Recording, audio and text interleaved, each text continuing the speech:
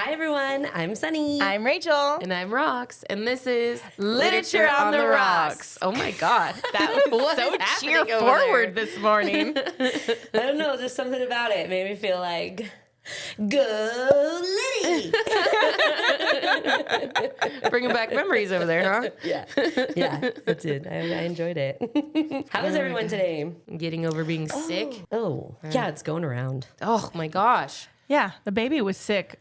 Like, he would get better, and then, like, my middle would fucking sneeze into his open mouth. And then he was sick, like, 4 weeks in a row for, like, different things. Oh, poor baby. Man. Yeah, I feel like this is like a rebound because I was sick a couple weeks ago, then was better, then came back, and now I'm finally recovering somewhat. I mean, I can still hear it. I don't like it. Do you know what? I think I got COVID a few years ago. Maybe even just a year ago, but still. It feels like forever, okay? But I don't think my voice has been the same. I have a hard time singing, and I sing all the time.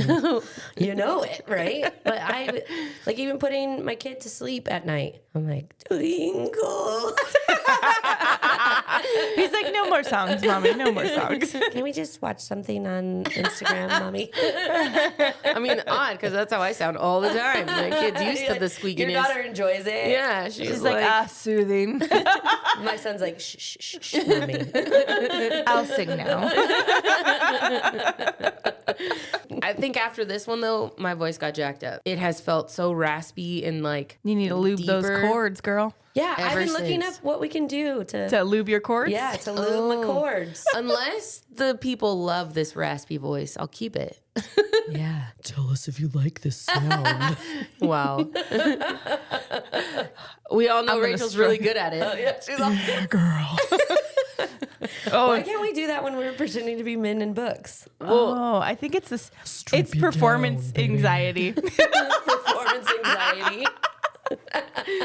Oh my My God. vocals really, they just They kind w- of hang They there. wither. The flaccid vocal cords. Well, Let's get into let's it. get into our book. Oh my God, we did book club. Oh no! I knew you guys would forget one day. Damn it! It was my cheering. I'm sorry. Go book club. Oh my God. Book club. All right. Well, this week we are book clubbing Dungeon Crawler Carl. Why don't you remind us of what our ratings were last week? Oh, yeah. It's easy peasy this week because we all rated Dungeon Crawler Carl 3 shots. Three shots. We were drunk. It got us fucked. Up. Stupid. All right, so if this is your first time joining us on a book club, what we do here at Literature on the Rocks, we have 4 questions that are the same for every book, and then we'll do 3 or 4 questions that are specific to the book at the end. So our first question is first impressions. What were your initial thoughts when you started reading Dungeon Crawler Carl? Did the book meet your expectations or surprise you? I was really excited to read this book, but I was also a little bit nervous. It was popular on social media, right? Cult following, which was kind of how I found it. And you know these TikTok books, they can really be a hit or miss. Yeah. Right? This one felt like a risk. It was cool because it was a bit sci-fi mixed with fantasy, but reading the summary and it included characters like a talking cat and a drug-wielding llama definitely had me questioning if I should be putting it on the TBR. But I have to say I'm so glad I did. It's definitely a favorite of the 2026 season so far, and I know it's still early, but I believe it will be a top read. Ooh, bold statement. Ooh la la. And I will say, just to add to that a little bit, I have read more books now. And so I don't know if I'll be able to separate this book being the top read, but the series, I think, will be a top read for 2026. Agreed. I have Yeah. put the series on hold because I need to catch up on our TBR, but I am going to go back to it. Yeah. You know me in series. Yeah. They normally don't happen. They don't happen at so all. that's speaking volumes now. We're usually lucky if we get you to finish the first one. Usually it's a struggle. Okay, I'll go next. So I was a little skeptical because when you read what it's about, it sounds a bit silly. Yes. Yeah. And what I struggled with is I was trying to explain the plot to someone and it sounded even more weird. I was telling somebody like, hey, I'm reading this book. It's really good. And they're like, okay, cool. What's it about? It's like, so like the aliens take over the earth and then like the buildings collapse and then like they're in a dungeon. And I was like, yeah, this sounds really And it's weird. a game. It turns into like a game show. And I was like, I know it sounds weird, but I promise you, it's actually really good. And then even more details you give, the weirder it sounds. Yes. Like, oh, they fought a gym bro. Yeah. And then the ball of swine. Like, Yes. You're like, just read it. And then trying to make it sound like goblins. it's not strange.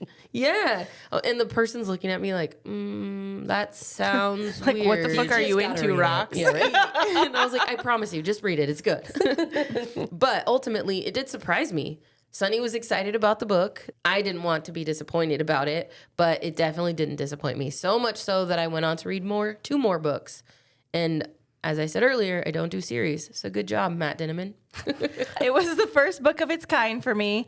I raw dogged this one. I did not read what it was about. I feel like there's a lot of talk leading up to it, though, too, because even in our highlight episode, right, it was like, I was excited about it. Yes. I think You were maybe super I've excited about it. overspilled. You were excited about it, but then Rock started reading it 1st, and you were like, listen to it. And I was like, oh, I bought it. I'm going to read it on my Kindle next. And you were like, no, listen to it. So then I bought it on Audible, and I started listening to it. But I didn't know how I was going to feel about the gaming aspects. But one chapter in, and I was hooked. It was humorous, adventurous, and done very well. Yeah. I had a friend, because I've Audiobooks been sold it. talking about it so much now. She decided to listen to it. She didn't like it. What? I know. I was like, well, you're one and the only one. You were the only one.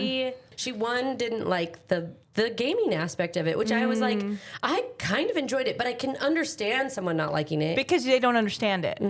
I will, yeah, she's older. She doesn't understand how games work. Those Gen Xers really don't If it's get not Atari, they don't want it. If it's not Atari. What's don't the one with like understand. the ball and the... If it's not that Pong. game. Is it Pong? I think If so. it's not Pong Or Tetris. or Asteroid. Tetris. Oh, yeah. No, Galactica. Oh, yeah. Yeah. If it's not Minesweep. And that was wild because it was on your computer. That one was a tough one. It took a long time for me to figure that one out. But yeah, so she didn't like that. But then she called me up in the middle of the book too. She's like, "How many more cockroaches are going to be in this book? Because I'm about to stop reading it. I can't take it." And I'm like, "Oh, it's gross. It is kind of a gross book." Yeah, there's lots Yeah. of gross, like violent things, but I feel like it's written really Funny. well It's and not funny. gory. It's not gore. Well, It can get It can pretty. I mean, it can be, but I don't think that it's like the It's image not that I horror get gory. is like slasher horror movie. No. I just get like game show Yeah. horror. Like Yeah. video it's fun. game. It feels fun. gore. Video game gore. Yeah, I don't like feet, and there's a lot of feet in there. I know. I thought about Sunny every time. Every time. And every time Jeff Hayes, phenomenal. He Such good friggin' did the audiobook gross reader. voice. No achievement. Yeah, I'm like, oh, why is this AI jerking it while he's talking it about did it? sound like it's at and then- points. yeah, that was when I don't typically turn down my books in the car. When he was fucking jerking his shit while he was talking about the feet, I was like, I don't think other people need to hear this. You're all like, turn it up when it's like, my 9-inch schlong was really going through her love Sprung tunnel. free. Yeah. Love tunnel. And tried I to slip used it in. the handle of my broom. Yeah. And Rachel's like, I don't even care. No. She's like, turn it up to 50%, 80%. What 50%? That's whispering in Rachel's car. Let me prep my axe handle. And Rachel's like, yeah, turn this puppy up. She's like, do you hear what they're doing with an axe handle in this book? Yeah, that's right. It's what I'm into. But talk about jerking off to feet. And Rachel's like, oh, we should probably turn this down. It's a little risque. Too many chili spices for her. Oh, that's great. All right. All right. This book literally has 0 spice. And Rachel's over there She's turning like, it down. Oh my God. People are going to think I'm weird.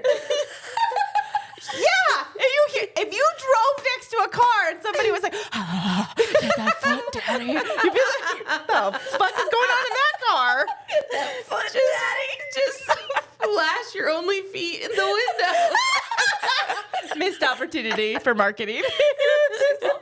Driving around with a magnet on her car now, bumping it. Just that part on loop.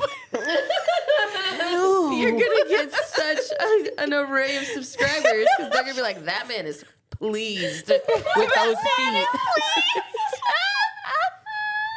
Oh my god. Oh man, your magnet could be like, get your new achievement at. Unresolved questions. Were there any plot points or character arcs that you felt were left unresolved or could have been explored further? Having read through the most recent book in the series by now, it's hard for me to answer this question.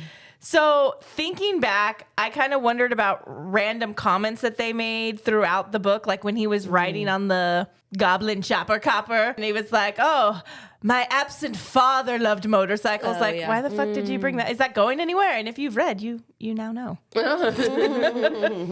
I just said, because there are so many books and I knew that going in, I had a hard time answering this because I assumed most of those questions would be answered later on in the series. I didn't really expect to get the answers to the stuff that I was unresolved, knowing that I would probably get them later. So if I had to really pick something, I guess it would be nice to learn a little bit more about Mordecai's past, which we probably learn later. Yeah. What was his planet? What did he do in his life? What was his story, how he got into the dungeon? That's what I would want to know more, but I'm sure we'll get that answer. Yeah. So, I love that Mordecai is he's a bigger character as the books go on. Like Yeah. he's more present, and I like him. I do like him a lot. There's definitely political undertones, which maybe we talk yeah. about a little bit more, but that's probably one of the biggest question marks, I think, in this book for me. The questions about Borat. This is a series, and we all know this question is difficult to answer when the book is a series. There are all kinds of unanswered questions because we've only made it to level 3. Like, what's he going to choose to change into? That was my biggest thing. I wanted to know, like, what is he going to choose? What's he going to become, right? How far does he make it, which is still a question. We still don't know. Yeah, does he complete all 18 levels? Fingers crossed. All these questions are why I have chosen to continue to read. I just have to know. And sometimes I think we end these first books in the series, we're like, nah, I don't really care to know. Yeah, like One Dark Window. I was like, meh. It is what it is. And I She'll was figure it out. See, One Dark Window, I was like, there's only one more book. I can blow through it. Alternate ending. If you could change one thing about the ending of Dungeon Crawler Carl, what would it be and why? This was easy for me. I said nothing. It was a beautiful masterpiece that left me wanting more. Yeah, basically same again series. I'm hungry for more, and I'm nervous for when I get to the last book and have to say goodbye to Carl and Donut. I don't wanna. You know, I was reading this thing about how they can't take dungeon-made things out of the dungeon, and Mongo is dungeon-made. Well, isn't technically... I mean, so Aren't they is all Donut. technically, since they like had to pick new species? No, they were born. The AI didn't make them. Oh, okay. Oh, and the AI mate you're talking about. But I mean, like, Donut won't be able to talk in the real world. She might. Well, I think their characteristics stay with them after they leave the dungeon. But anything that's born and made in the dungeon can't get And removed. Mongo was born in the dungeon. Yes. Oh, and she has such a love for Mongo. I know. She's like, So I'm staying in the We'll have to dungeon. see what happens with Mongo. Maybe they figure out a way. But that's a sad thing. Anyways, my alternate ending. Things can leave the dungeon. I thought the epilogue did a great job of giving you just enough to keep you wanting more. And I did. I dove right into that next book. Same. Yeah. Okay, adaptation dreams. If Dungeon Crawler Carl were to be adapted into a movie or TV series, who would you cast in the main roles? So I did Carl, Princess Donut, and AI, the AI voice. Oh, I didn't do AI. I just did Carl, Donut, and Mordecai. I did Carl, Donut, and Mordecai. Okay. All right. AI Let's voice see. is a good one, actually. Yeah. I'm interested who you picked. I feel like I'm going to let you down, but okay. Okay. All right, Okay. way to put pressure on me. Okay. Morgan Freeman. No. Oh my God. New achievement. Morgan Freeman trying to do the foot thing. Yeah. But like in his deep, smooth voice, like, Ew. new achievement. That was good. That was, wow. Morgan Freeman? Now do that same voice while you're jerking off. I don't know how. I don't know how. While you're jerking off. Go ahead, we'll wait. You can go in the corner if that's more better for you. More better? What the fuck? I think I need some privacy. Go behind the partition. I'm gonna go behind Sunny's backdrop. Take my mic with me. Okay, wait. Go do it now. Oh, sorry, that's gross. Too far. Took too far. Okay. Okay, start with Carl. Yeah. Really like my pick, but I do think that he's older than what he should be in the book. Like he's only what, 28 or something like that. then in the mine's book? way older mine's a than little that, too. older Good, too, but good. Because I felt like it didn't matter. no, because I he's just gonna needed the right vibe. Yes. I picked Alan Richson. Me too. We Shut the all fuck up. three. All right. Well, I guess that's who it's gonna be. Oh, Rox is in the corner. That was the easiest. Oh main my character God, we've I'm ever so seen. proud of us. Perfect. Yes. For that role. Yes, I agree. Perfect. Yes. In his movies, he can be a little funny and Yes. sarcastic. I was looking But he's, at like, him on Instagram built. and stuff, and he's currently doing this like military type of Yes. thing, and I'm like, okay, he used to be military, but yeah, he's like, oh, come to Australia, they said, and Yeah. I thought, oh yeah, no, you're Carl. Yes. Yeah. Yes. Well, he would Carl. probably need to slim down for the first book, but he does get continually Yeah. jacked as Yeah. the books go on. Because he gets like yeah. stronger and like more Can casting. we do that every time? This is wonderful. That would be great. Okay, the world needs to know that we did not talk about this beforehand. We No, don't usually. We don't. We try to keep it under Steel lock trap. and key. We don't. Yeah, we Even don't when discuss. we're like, I finished this book, it's like, don't tell me about it. We gotta because save it for the sometimes pod. that was such a good one. That was wonderful. That was great. Let's see what else we got. All right, here we go. For Princess Donut, obviously this is just a voice, right? Yeah. Because it's a cat. I picked Jamila Jamil. Do you guys want to hear her Yeah, voice? because I don't know who that is. Hello. Can I just say, I love your house. It's just so tiny and cute. It's like a little child's plaything. Like, Okay, you can live yeah. nice. Okay, Hannah Waddington. I was starting to wonder what my own voice sounded like. It's a little because deeper. I'd be going from Who'd you got? I picked Jeff Hayes because I thought he did such a great job as Princess Donut. Okay, that's not bad. Yeah. So if I'm being cast out, I would choose Jamila. Okay. Mordecai. I cast Andy Serkis. Oh, Oh. Gollum. He's Gollum. Yeah. I did Alan Tudyk. He does all the voices. That's a He pretty does good one. so many voices. I feel like because Mordecai's voice Changes depending on what he changes. looks like. Yeah, I feel like he could grow with the series. Depending on his character, right? Yes. I'm good with that. Yeah. All right, who'd you cast for AI? Jeff Hayes.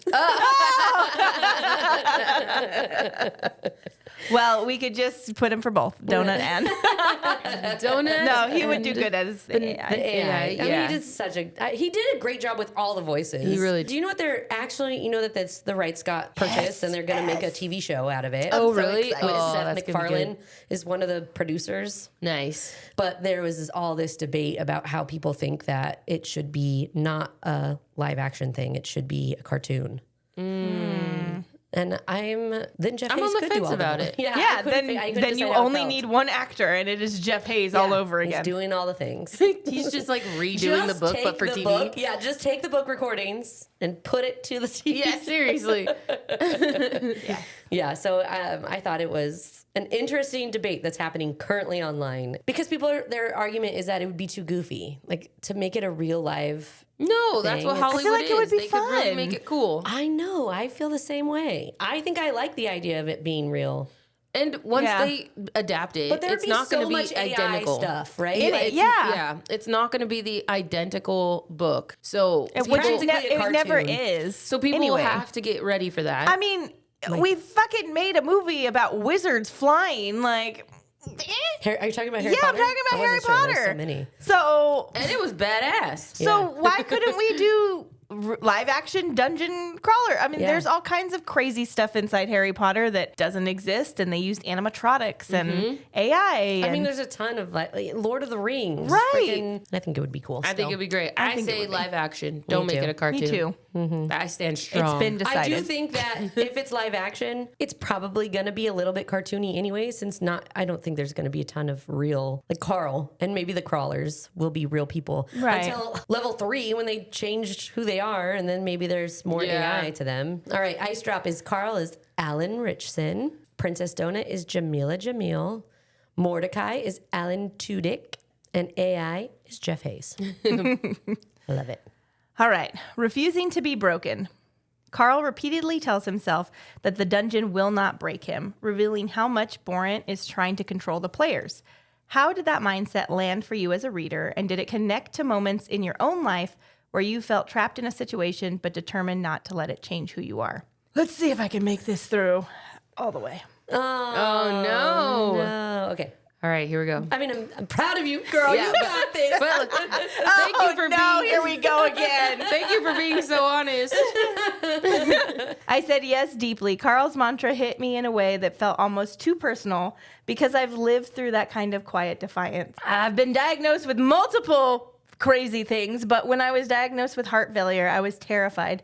Not in an abstract way, but in the most primal way possible. I had a 2-year-old little girl, and all I could think was that I could not leave her in a world without a mom. That fear lived in my body every day. And I used to give my heart little pep talks. Literally, I would tell it to keep going, to stay strong, because someone needed me. Survival wasn't about bravery or optimism. It was about refusing to let fear win, refusing to let my body decide my story was done before I was ready. And like Carl, I couldn't control the dungeon I was in, but I could control one thing. I would not let it take away who I was, the love I still had to give. The mantra isn't dramatic. It was survival. It was motherhood. And it was me choosing over and over again to live for somebody else. That was good. That was really good. I don't want to read mine. Mine is not nearly that good. You should have went last. That was Damn it. really good. That was so a good. Good answer. And I'm not crying either. All right, well, I will go next, but don't have high It's hopes, going to get people. increasingly less emotional. So Okay. I think I wrote this question with an answer in mind, and now sitting down to write it, I have no idea what that was. This book definitely has these political undertones to it while not being too serious. It's fun and lighthearted, but also like fight the man. If I compare this mindset into my own life, I would probably have to say my job. Not so much the job I have now, because I do really enjoy what I do and where I work. However, jobs I've had in the past, I absolutely felt trapped in. I've had moments in my life where I felt very disappointed with who the job was making me become, and I have worked very hard to try and right that ship. Feelings of losing control over the things that happened to me in a job and feeling like I had to become mean or controlling over others. I can remember coming home and thinking, I hate what I feel like this job is making me do in order to just survive, and I need to guard my heart and my character and get out of here before I become just okay with who I am. I might not have said, you will not break me, but I absolutely felt similar sentiments. I feel like it's a mindset that in high stakes situations is needed to survive. I think that I live life sort of with this mentality. I don't want circumstances to define me. I'm a firm believer that living in the sadness, anger, or fear only impacts one person, and it's me. If I can focus on the positive and the good things in life, I can overcome many things and generally just be a happier person overall. That was a good answer. Yeah. It's true. It's maybe not specific to an instance, but it's generally general, speaking, and I think you're right on. It speaks to both what we said. Mm-hmm. Right? Yes. Yeah. Favorite dungeon side character. Who is your favorite dungeon monster or side character, such as the drug dealer llama, and what made them memorable? Honestly, Mordecai is my favorite. I always feel like there is something of value added to the story every time they interact with him. He always leaves me asking for more. Also, he can be a little bit of a smartass, which makes for good reads. And honorable mention is the game narrator, because his one-liners are a perfect sense of comic relief and creepy. That's pretty. That's good. Yeah, almost this exact same thing. I said it's a tie for Mordecai and the AI. The AI is fucking hilarious and is just wild. But I love Mordecai and continue to love him as his character grows. He's funny and he was written with a very resilient heart. Okay, so those are great characters, and obviously we casted for them, so they were good. I was just thinking dungeon monsters. Oh. So I said there's so many fun characters in Dungeon Crawler Carl, and even in the whole series, you come across some very funny dungeon monsters. I think my favorite had to be the MLM fairies, though. Imagining these little Karen-like women cracking the whip on their downlines and slinging moonshine to the other moms cracked me up. And let's not forget who was on top of the MLM pyramid, Crack Karen. They were so close to working their way to level 3. I totally forgot about the MLM freaking fairies. They're so funny. I loved it. It was such a good like parody on like stuff from the real world. Yes. That's kind of what the intention was, right? Yes. Is to just exaggerate things that came from Earth. Yeah. But they picked some good stuff. And I was looking at fan art of these little fairies. They are like these like little fat mom bobbed, like soccer With like that moms. Oh, side. Yes, The yes. Karen haircut? Yes, with wings and stuff. Oh my gosh, it's so funny. You enter the dungeon. If you suddenly dropped into the dungeon under the same conditions as book 1, what do you think would be the hardest part for you personally? And what unexpected strength might help you survive? I wrote, honestly, I don't know that I would survive the dungeon, especially if I got stuck in there with my pet. He's an old, cranky Chihuahua mix with no teeth who hates loud noises. I love him to death, but I'm pretty sure he would be a liability with too much anxiety. I can't imagine I'd have a Princess Donut situation on my hands. Any strengths I have would definitely not be physical, so I'd be relying heavily on the game to boost those stats. I think I'm smart, but more importantly, I'm stubborn and I really hate quitting. So worst case scenario, I think I'd survive purely out of spite. I'm also compassionate and empathetic. And at first I thought that would be my downfall. But the more I think about it, I actually think that's a strength the AI doesn't want crawlers to recognize. The dungeon constantly tries to push separation, competition, and killing other crawlers. Carl resists that. He avoids those setups and often finds that working with others benefits him more in the long run. You don't see a ton of it yet in the first book, but you get some glances, and since I've read further into the series, it's more apparent. So no, I wouldn't be the strongest or the fastest, but I might make it further than expected by refusing to let the dungeon turn me into someone I don't like. That was good. And you made me think of Your dog? yes. And I was like, so I'm asking AI right now. I said I have a golden doodle. How do you think she would do as my donut if I was in Dungeon Crawler Carl? Because I kind of want to know now.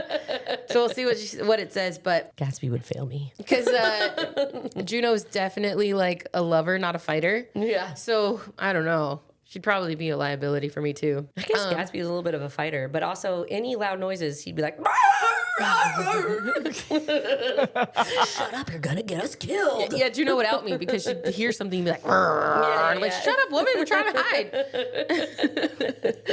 Okay, so I said, hardest part for me would be putting my fears aside and getting straight to business because I feel like that's what Carl had to do. He didn't even think twice. He just immediately was like, okay, we need to stomp on these goblins. We need to get out of here, right? That was like toe ring. first order of business was immediately we're gonna just smash these goblins with my foot, and that was instinct. I don't really know how I would react in a fight or flight situation because I've never personally been in one, but my guess it's probably not good.